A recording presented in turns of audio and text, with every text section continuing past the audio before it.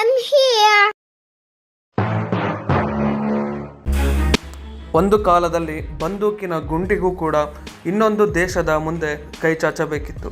ಹಾಗೆ ಒಂದು ಸೂಜಿ ಕೂಡ ತಯಾರು ಮಾಡೋಕ್ಕಾಗಲ್ಲ ಎನ್ನೋ ಹಣೆಪಟ್ಟಿ ಕೂಡ ಕೊಟ್ಟಿದ್ದರು. ಆದರೆ ಕಾಲ ಬದಲಾಗಿದೆ. ಭಾರತ ಹಲವಾರು ದೇಶಗಳಿಗೆ ಮಿಸೈಲನ್ನು ಕೊಡ್ತಿದೆ. ಹಾಗೆ ಬೇರೆ ದೇಶದ ಉಪಗ್ರಹಗಳನ್ನು ಕೂಡ ಲಾಂಚ್ ಮಾಡ್ತಾ ಇದ್ದೇವೆ. ಇವತ್ತು ನಾವು ಮಾತಾಡೋಣ ಭಾರತದ ರಕ್ಷಣಾ ಶಕ್ತಿ ಬಗ್ಗೆ, ಹಾಗೆ ಹಳೆಯ ಯುದ್ಧಗಳಿಂದ ಇಂದಿನ ಹೈಟೆಕ್ ಕ್ಷಿಪಣಿ ಮತ್ತು ಉಪಗ್ರಹ ತಂತ್ರಜ್ಞಾನದವರೆಗೆ. ಸೊ ಇನ್ನು ಯಾರು ಚಾನಲ್ಗೆ ಸಬ್ಸ್ಕ್ರೈಬ್ ಆಗಿಲ್ಲ, ಸಬ್ಸ್ಕ್ರೈಬ್ ಮಾಡ್ಕೊಳ್ಳಿ. ಇವತ್ತಿನ ಪ್ರಶ್ನೆ, ಭಾರತದ ಮೊದಲ ಅಣುವಿಜ್ಞಾನಿ ಯಾರು? ಈ ಪ್ರಶ್ನೆಗೆ ಕಮೆಂಟಲ್ಲಿ ಉತ್ತರ ತಿಳಿಸಿದವ್ರಿಗೆ ಕೊನೆಯಲ್ಲಿ ಪ್ರೈಸ್ ಇರುತ್ತೆ. ನಿಮಗೆ ನೆನಪಿರಬೇಕು, ಮುಂಚೆಲ್ಲ ನಾವು ಇನ್ನೊಬ್ಬರ ಹತ್ರ ಅಂಗಲಾಸ್ತಾ ಇದ್ವಿ. ಈ ರಕ್ಷಣಾ ಶಕ್ತಿಗೆ ಹಿಂದೆ ನಾವೆಲ್ಲರೂ ಮರೆಯಲಾಗದ ಪಾಠಗಳು ಕೂಡ ಇವೆ. ಆದರೆ ಇದನ್ನು ನೋಡುವಾಗ ರೋಚಕ ಅನುಭವವಾಗುತ್ತೆ.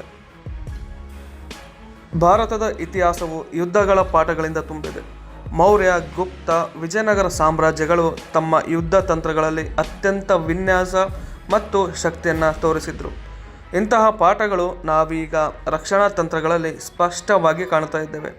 ಉದಾಹರಣೆಗೆ, ಕಾರ್ಗಿಲ್ ಯುದ್ಧದಲ್ಲಿ ಭಾರತೀಯ ಸೈನ್ಯವು ತಂತ್ರಜ್ಞಾನ ಮತ್ತು ಧೈರ್ಯ ಬಳಸಿ ಶಕ್ತಿಶಾಲಿ ಪ್ರದರ್ಶನವನ್ನು ನೀಡಿತ್ತು.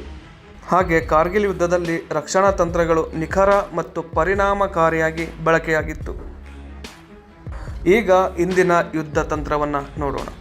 ಬ್ರಹ್ಮೋಸ್, ಅಗ್ನಿಸರಣಿಯ ಕ್ಷಿಪಣಿಗಳು, ಡ್ರೋನ್ಗಳು, ರೋಬೋಟಿಕ್ಸ್ ಇವು ನಮ್ಮ ರಕ್ಷಣಾ ಶಕ್ತಿಗೆ ಜೀವಂತ ಉದಾಹರಣೆ.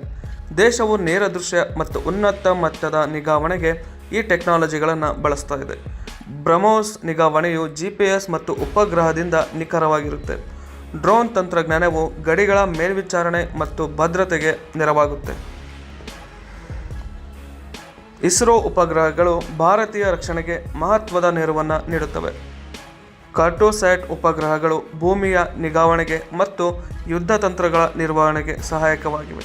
ನಾವಿಕ್ ನಮ್ಮ ದೇಶದ ಸ್ಥಳೀಯ ನ್ಯಾವಿಗೇಷನ್ ವ್ಯವಸ್ಥೆಯಾಗಿದೆ. ಸೈನಿಕ ಮಾರ್ಗದರ್ಶನಗಳಲ್ಲಿ ಇದು ಪ್ರಮುಖ ಪಾತ್ರವನ್ನು ವಹಿಸುತ್ತೆ. ಈ ಎಲ್ಲ ತಂತ್ರಗಳು ನಮ್ಮ ರಕ್ಷಣೆಯ ದೃಷ್ಟಿಯಲ್ಲಿ ಮತ್ತು ಗಗನದ ಮತ್ತು ಭೂಮಿಯಲ್ಲಿ ಕೂಡ ಸದಾ ಸಕ್ರಿಯವಾಗಿರುತ್ತೆ. ಭಾರತದ ಭವಿಷ್ಯದ ರಕ್ಷಣಾ ದೃಷ್ಟಿ ಹೇಗಿದೆ ಅಂದರೆ, ಹೈಪರ್ಸಾನಿಕ್ ಕ್ಷಿಪಣಿಗಳು, ಉಪಗ್ರಹ ಆಧಾರಿತ ರಕ್ಷಣಾ ವ್ಯವಸ್ಥೆಗಳು, AI ನ ಸಮರ್ಥತೆ. ಹಾಗೆ ಈ ಥರದ ಇಂಪಾರ್ಟೆಂಟ್ ಅಪ್ಡೇಟ್ಸ್ ಬೇಕು ಅಂದರೆ ನನ್ನ ಚಾನಲ್ಗೆ ಸಬ್ಸ್ಕ್ರೈಬ್ ಮಾಡಿ, ಹಾಗೆ ಲೈಕ್ ಮಾಡಿ ಮತ್ತು ಶೇರ್ ಮಾಡಿ. Thank you. Goodbye.